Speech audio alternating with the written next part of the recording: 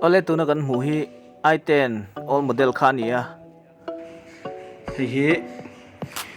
a wiring hi sazuin a set chi a tai mong hian hei kan thiat tar vek to a kung khu sazuin a se a alu chhuat ne khop maya khu lai kan hmuang khuan al we khu a ther fer fur maya ECU line te power supply shim hi fuse box hengin sazu hian a se chat vek maya an khongai thla kom khop maya tuna hian wiring hi kan ti tha sak dona chu tuna hian kan tran dona ni a thlon dar lai vel kha chu kan ron tilang lova mara chu a poimo chin lai a wiring atangin kan ron start dona ni tuna hianin kan thiat tar mek a wiring hi kan nom namun hi garage ni bangin na thim deuh ka thengangin kan ron tilang zel dawnia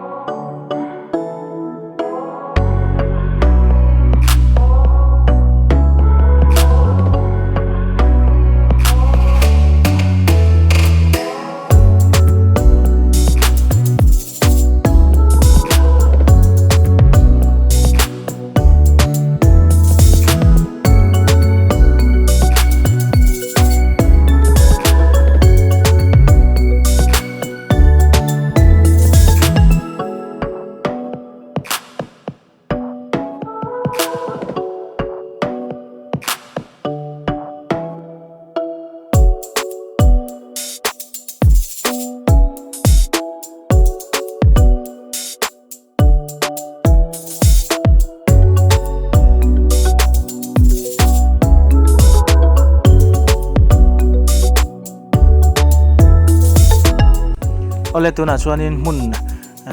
thengthaw deuh zawka lem hun zau zawka kan in son chuak thei ta a kan tinung theia ti chuanin a chhunga hian wiring siam ngai tam tak ala oma heng central lock te anung light ho te le fuel pump thleng po in ati chiat veka wangin heng power window line te po hi a chat nel nual maya se chat chhene khop maya chu kan siam le dona tuna hianin kan khoi le tran meka kan ron tilang zelang ole tuna chuanin deep cleaning kan han nei pa boka achan chu heng asul nu nok sak te hi tam em ema mun engmai thil se chiat le a se pona nu ma te hi abal em awangin kan antify tel ngal boka heng deep cleaning te hi motor thapa nga ya po ti du inom chuan kan ti theireng boka ni ti kha kan an soi tel du bok ani